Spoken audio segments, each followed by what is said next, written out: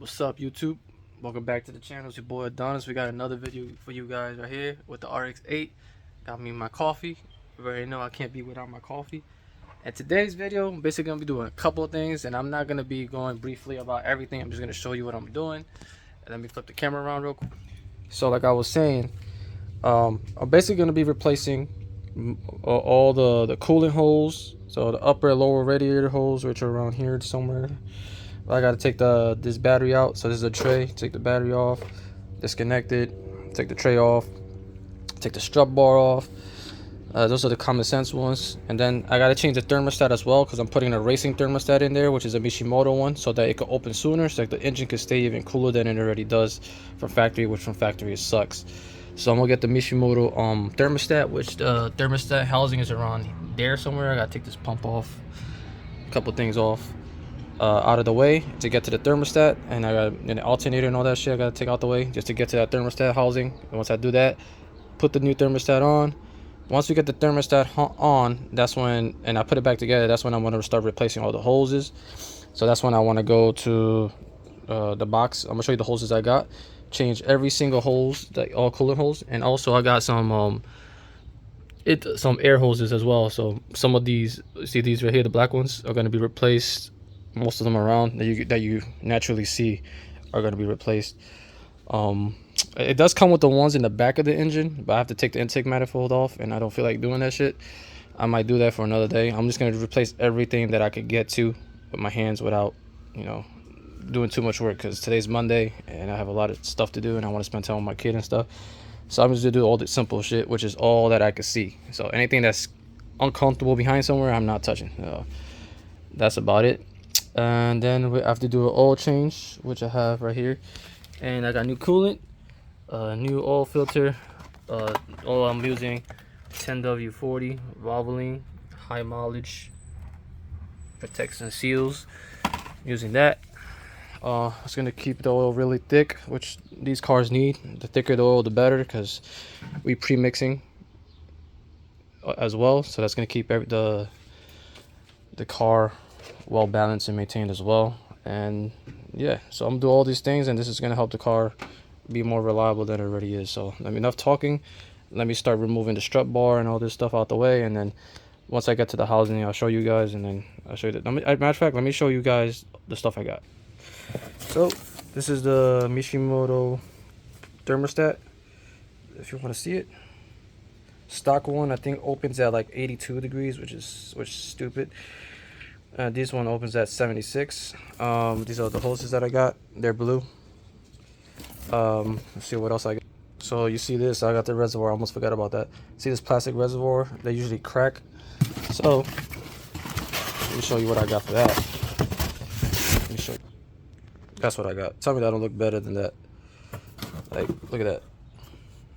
I was gonna paint it black, but I'm gonna leave it like that because it just looks too nice, bro. Shiny. Like legit, it's crazy. So I got that. Got to change that as well. So that's why I'm trying to kill everything in one shot, because I'm already gonna do the oil change. I'm already gonna change the hoses, so I might as well put the new reservoir in, new coolant and air hoses, oil and all this, and the thermostat. That way the car is in optimal position, because I'm gonna daily drive this car. I want to see if I could, how reliable I could make this car and daily drive it, because a lot of people are scared to own one of these cars because of that, because they're scared it's gonna blow up. But yeah, I got a lot of stuff, as you guys can see. I'll probably have more stuff laying around. I can't remember right now. But anyways, as I go through the car and take everything out, then I'll realize if I'm missing something. Yeah, there's also stuff that I ordered for the outside of the car, so stay tuned for that. Like I'm gonna get try to find black side markers. I still gotta take this dent off. And I got spacers for the wheels that are coming as well, because look at that. I don't like how it just sits in. Like, I want it to be flush with the body, especially the back. But anyways, let me get to this. So far, draining the coolant right here. Got the battery tray out and all that disconnected. It's draining the coolant from under here. It's like a hole there. Drain that coolant. So I'm about to put this top back on once that's finished draining. Disconnect all the cooler lines because I ain't gonna need this. I'm gonna disconnect this whole shit off. And yeah, I'll take this reservoir off. And then once I take the reservoir off, like I said, I'm gonna take these lines off already because I need to get to that housing for the thermostat. That's the most important thing I want to do first. So this is what I got so far. Taking out every shit. Even took the alternator out. And if you want to take the this bracket that's here to hold the alternator, you need to take this off. Loosen these bolts first. This pulley that's here, which is that one. Loosen that first, then you loosen the alternator. After you loosen the alternator, then you can take that black bracket off that is tensioning the alternator. And then you have space for the thermostat housing and to take some hoses out, which some of them I'm not going to remove because I don't feel like messing around with intake manifold, because sometimes when you take the intake manifold, then the gasket cracks and all that, and I don't have gaskets or anything for that, so I'm leaving that alone just in case. So I'm just going to change what I can. But for now, thermostat housing is visible. I'm going to probably start trying to loosening the thermostat housing right there with the bolts, and then I'm going to take it out. Say hi. Bye-bye. Bye-bye. Alright. So that's the thermostat. As you can see on top of there, it says it turns on at 82 Celsius. That's the old one. Yeah, legit, I cut this little bracket off to hold this steady, but this shit don't move, so it's not gonna need it. I cut it off, bro. The bolts underneath, you could take it out from underneath. There's 2 bolts, but it was rusted, and I'm not trying to strip the bolts and then have to get it re-threaded. So I'm not beefing that. I just shave that off. You don't even need it, to be honest. Thermostat is off, so now it's gonna be easier to take off the thermostat. Got the new one here. The new one here, so I'm gonna pull that one off and put the mystery motor one on. As you can see, this one says 76 Celsius and that one says it turns on at 82, so this one's gonna run a lot cooler. As you can see so far, we got a lot of the hoses out, even the lower one down there. Yeah, just taking all the hoses out that are coolant hoses. So I'm trying to remove all the coolant hoses first. I'm gonna change all those, which I got them here. Then I'm gonna go to the air ones. This is showing you the lower one real quick. That's how it goes. You gotta take this panel off right here. So it's 210 mils. 210 mils. Take them out, lower it down, then you get to reach over for the lower radiator hose. Took the reservoir here out, just 10 millimeter bolts, and just moved it out the way right there. As you can see, the line's still connected.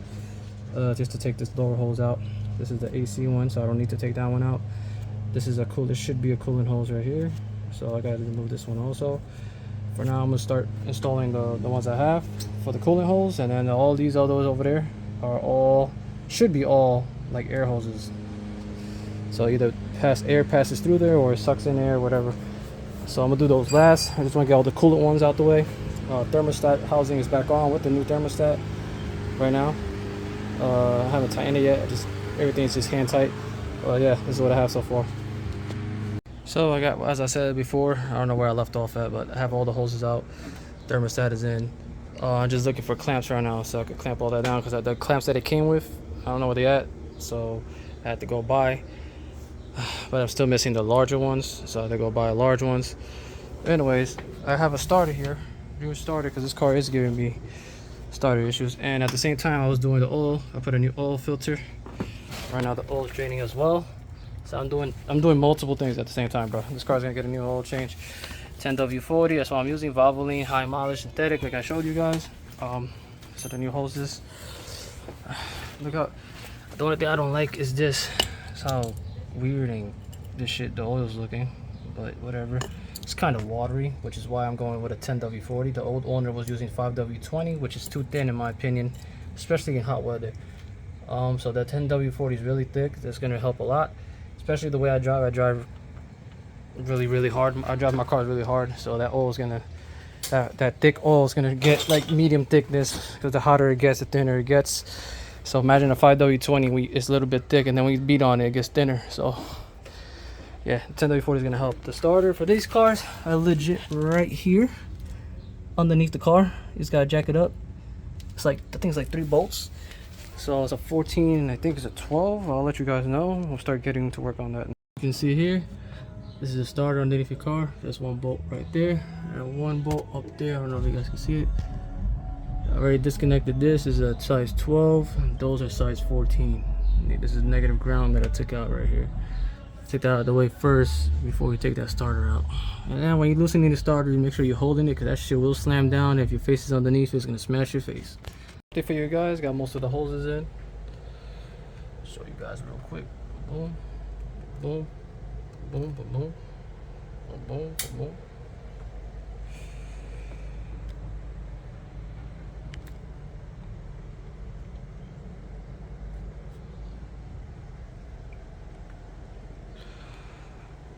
So far what I got, put the bracket back on, pulley back on, alternators back on.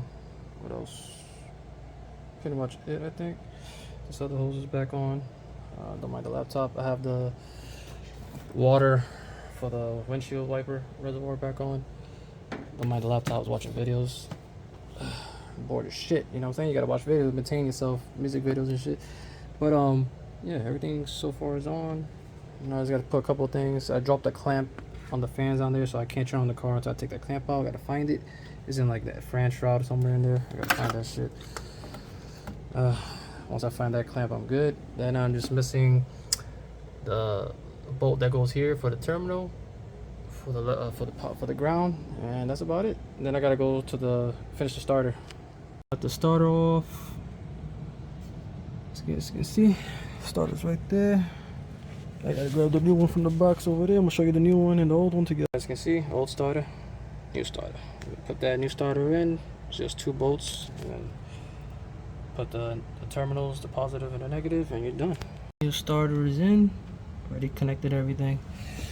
Now what I'm gonna do is put oil and antifreeze in the car, fill it up, leave the top off of that so it could bleed out the system.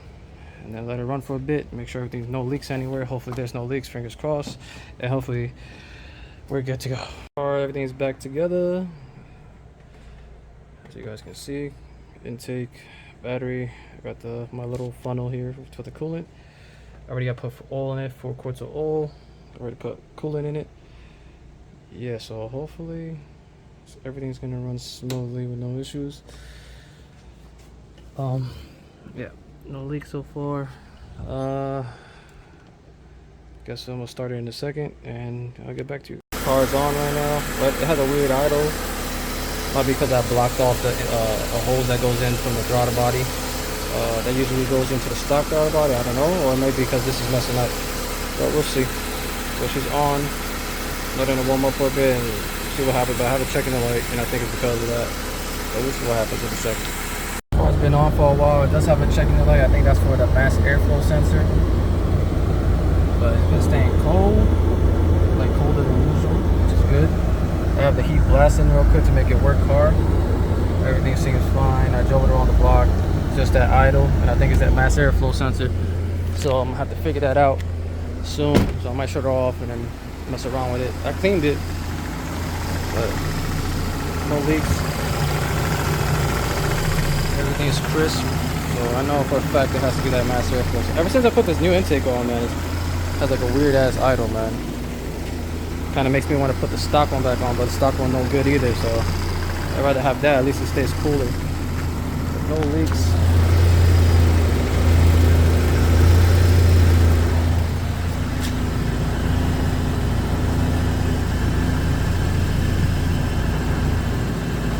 All that is when I was pulling coolant in it. You can see on the top is wet. When I was pulling coolant in it, just spilling back there. That's all old. You can see there's no more drips or nothing.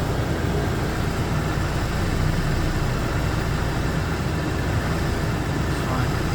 Everything's good. You can see it here. That's where the coolant was leaking through tray into the car. Everything's good.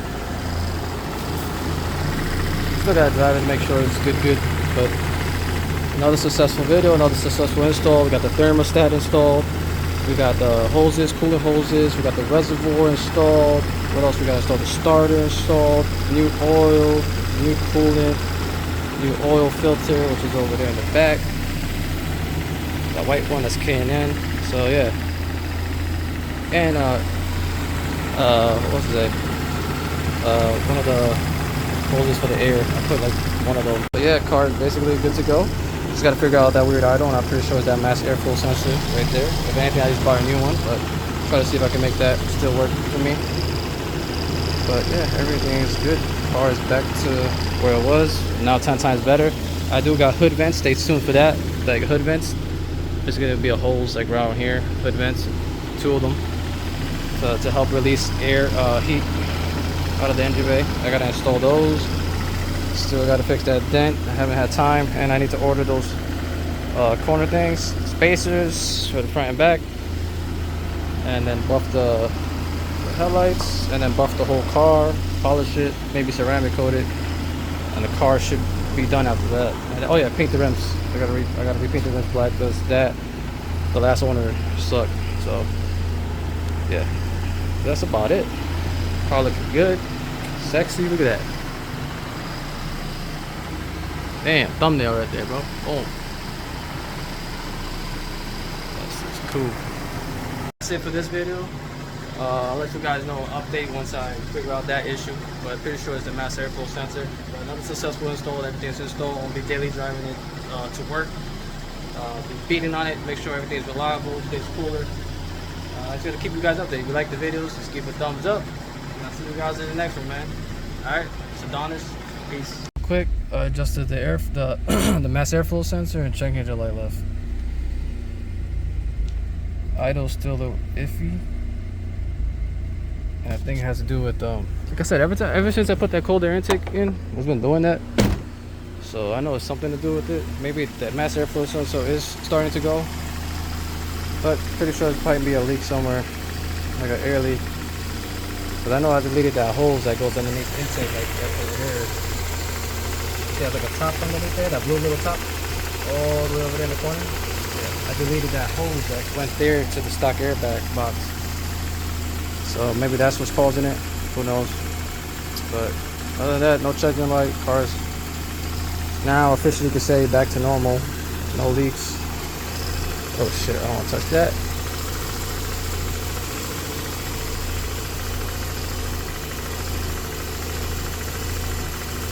Trying to see if I see anything. Anyways, once I take it for a test drive, I'll see how everything's back to normal. But that idle thing is annoying. I gotta figure that out. It's gotta be something dumb, bro. There's always something dumb. Well, at least it's not that bad. Like, it's still, the RPM is down, so I'm not really mad. It just goes up a little bit and down a little. It's not going over 1 at all. So I'm not really mad about it, but it's just annoying. But it is what it is. I'm gonna put the battery cover back on, and that'll be it. So now it's officially peace. Car's good.